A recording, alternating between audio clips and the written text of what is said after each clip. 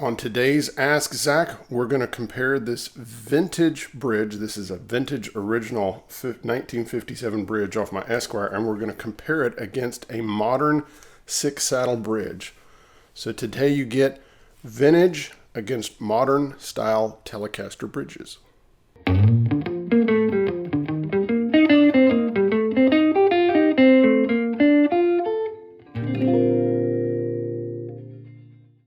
Well, hello friends, and welcome to Ask Zac. Hope you're doing well. You've been asking for this episode for years, and I'm finally doing it. I'm going to compare a crusty original. This is the original bridge off my 57 Esquire. It's original saddles, original screws. Nothing's changed on it.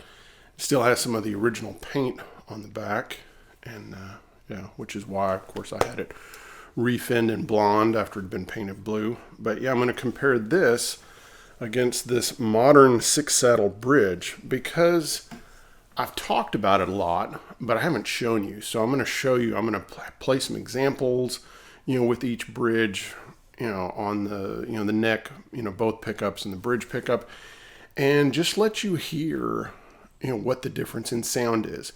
And I'm really curious as to what you think about what the difference is. And maybe you like one over the other, or maybe you just think they're different. But I want to hear what you think. I'm also going to give some history, and we're going to talk about, the development of the six-saddle Tele bridge and, just how that came about and such. But, and just some of the players that are famous for using six-saddle bridges. They might surprise you. All right, first a quick pause for the cause. I need to thank everyone that's given me a thumbs up, commented, put money in the tip jar. I need to give special thanks to my Patreon members. Thank you. If you want to find out more about Patreon, you can find a link in the description. All right, let's dive in. So I guess let's start with some history.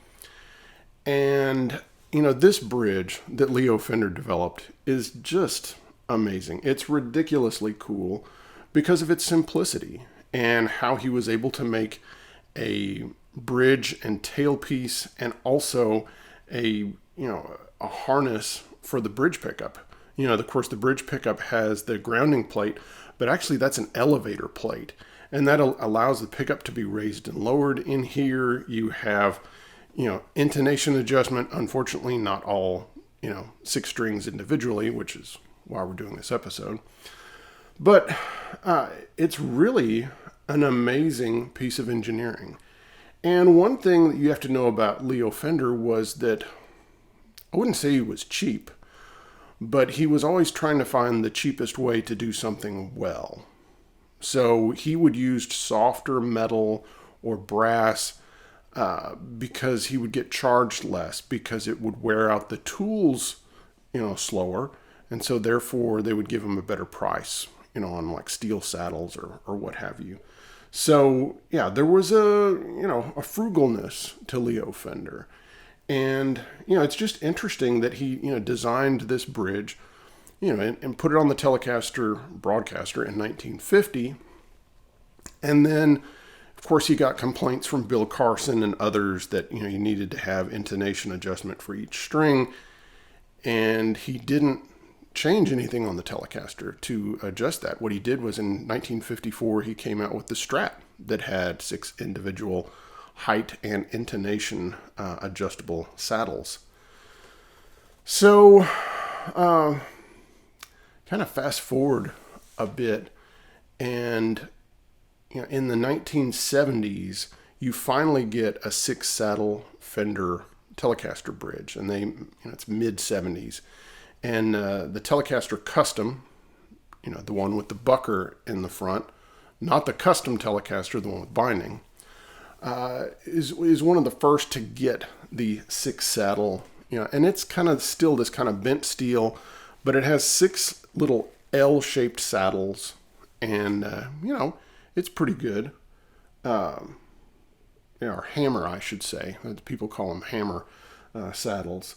But, it works okay. But the thing that really happens that really kind of gets things going, and now Fender sells that as an aftermarket, upgrade for your Tele. And a lot of guys do it, including like James Burton and other cats, start putting it on their guitars. Like James, puts one of those on his pink Paisley that he was playing with Elvis and Emmylou Harris in the mid 70s.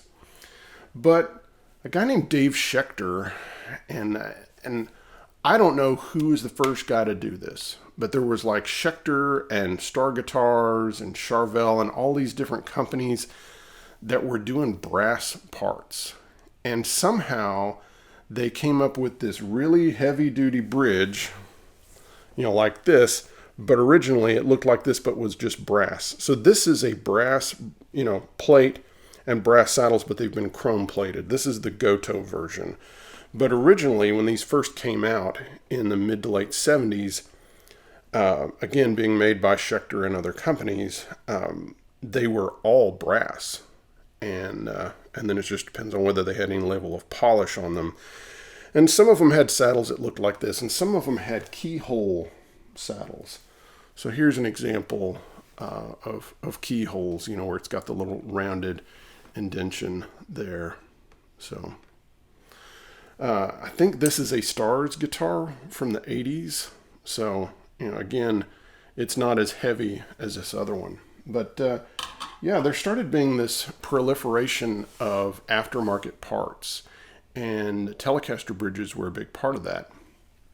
And also, strap bridges and all sorts of other things. And because there was kind of a hip, cool thing in the 70s to add brass to your guitar, put a brass nut on, put a brass pick guard, it was just, it was a craze. It was like the more brass, the better.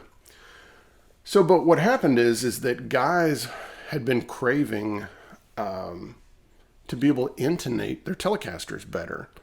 And so they started buying, the aftermarket, Fender ones, but a lot more guys started getting into, especially pros out in LA, like James Burton and other cats, Keith Richards.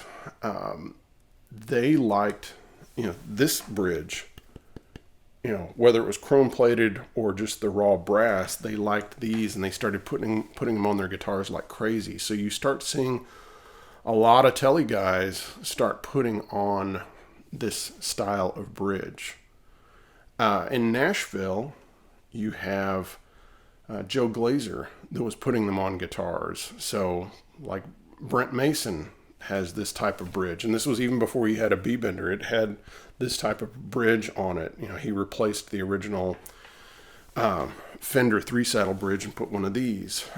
Joe used them on all of his Telecaster builds, like the ones he did for Ricky Skaggs and Steve Wariner. They all had this. By this point, he's using the Goto version, which is what this is. And again, it was a brass chrome-plated plate and then brass saddles with chrome plating. So it kind of became a big deal.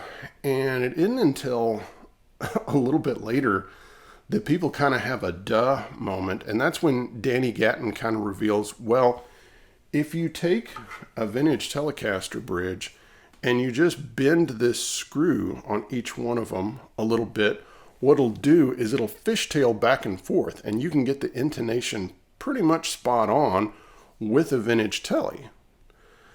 With a vintage Tele bridge, I should say. So, at that point, you start to see guys kind of appreciate the Telecaster for what it is. And of course, some guys still would prefer this kind of heavy bridge. I had a real interesting conversation with James Burton recently. I was at his home, and I was showing him a Telecaster. In fact, it was one of the lost Paisleys. It was one of the blue Paisley Teles that we're doing with Fender. And I showed him the guitar, and he said, it needs a 6-saddle bridge on it. And, I wasn't going to argue with I don't know if he's 84 or 85. I mean, he's like the greatest Telecaster player of all time. But it was really interesting that, he loved the guitar. He loved the look of it. But his critique of it was that it needed a 6-saddle bridge. And that's because he likes that, and he likes that sound. Because these change the sound. So why is it changing the sound? Well, This bridge weighs about 4 ounces, so 1/4 pound. Okay. This weighs 9 ounces, so it's over doubled the weight. So you just added 1/4 pound of mass to your guitar. Also, this one is made of steel. Now, of course, you have earlier ones that have brass saddles, but still, that's not a ton of brass. This is all brass. It's all brass. It's chrome plated, but it's every part of it is brass. So, and you have the fact that on this one, you have all this downward pressure on each saddle. 2 strings on each saddle, and you have kind of the ricketiness of the design. And this is just really sturdy and overbuilt. All right, so let's do some playing. So of course we're going to hear the Goto 6 saddle bridge, and we're going to compare it to the original 1957 bridge. I need to say that the reason I haven't done this video earlier is just it's not like a huge headache, but it's just you really have to take down your action and your pickup height and all those things so that you can transfer it over. And then of course it's just you got to ruin a set of strings, because basically you got to put a fresh set of strings on the guitar with one bridge, and then play on it for a couple minutes to do a little recording, and then you rip them off, put the other bridge back on, make sure everything, the action and the pickup height is the same as it was, and then you move on.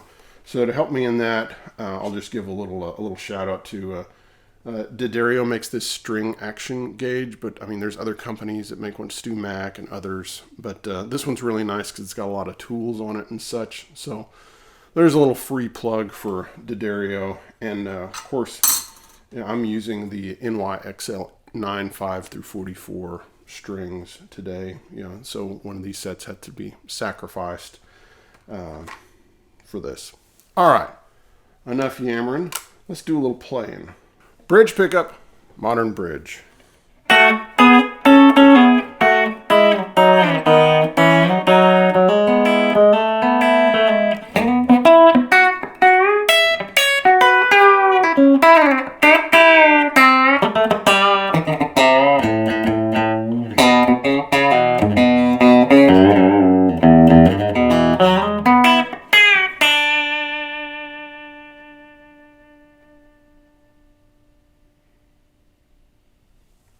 Vintage bridge, bridge pickup.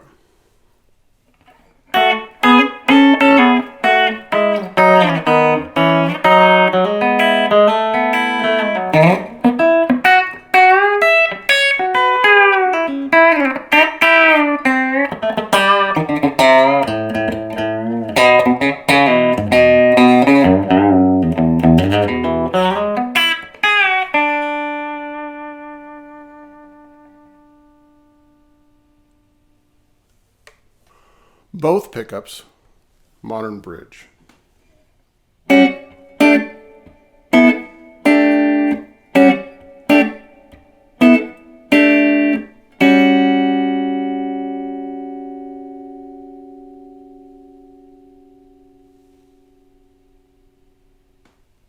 Both pickups, vintage bridge.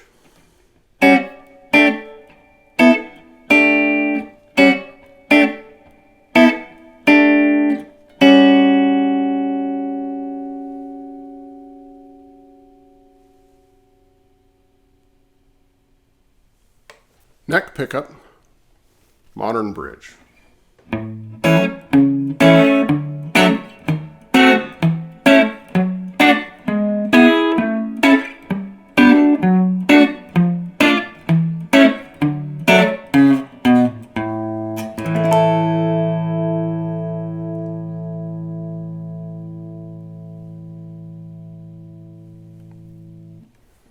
Neck pickup, vintage bridge.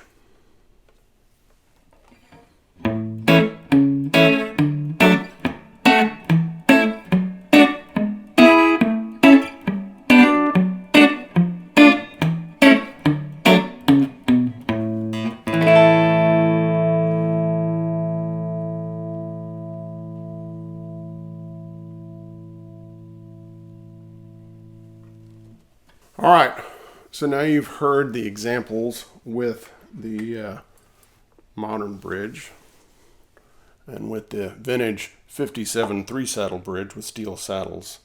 So yeah, so why don't you press pause right here and write down, in the comments, what your thoughts are. Whether you thought, the test was valid, what you liked better, maybe you just thought they were different, what you think's different about the two. I'm curious. So, because I know what my feelings are. And so press pause, kind of write down your feelings, and then I'm going to recap with what I feel the difference is. All right. So, without being like some kind of backhanded compliment, I feel like this bridge improves the sound of the guitar. It gives it more low end, gives it more mids, gives it a little bit more sustain. It has more mass. It just makes the guitar sound more stout. It's just a little more beefy sounding. And I mean, just, looking at, again, this is like a reissue bridge, but it's like this is an overbuilt, kind of really cool, everything like fits together tightly. It has really good coupling. I mean, this is just a better design than this. However,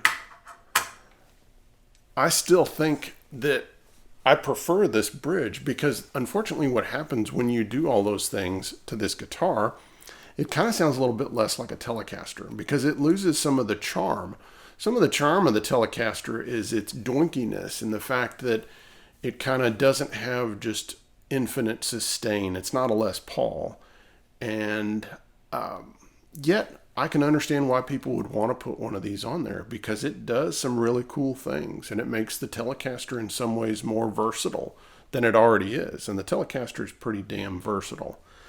So, I understand why guys like Keith Richards and Brent Mason and all sorts of cats, John Leventhal, others, really, like this bridge a lot. And it's a good bridge. And I'm really tempted. I'm not going to put it on my 57 Esquire, but I'm tempted to put this on one of my other guitars because, of course, I have way too many Telecasters.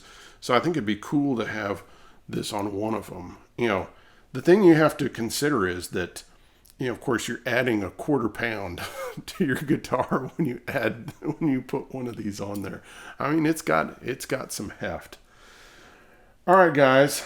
Well, I hope you've enjoyed today's episode and, this little crazy look at vintage versus 6-saddle bridges and how they change the sound of your guitar. All right, guys. We'll see you next time. Bye-bye.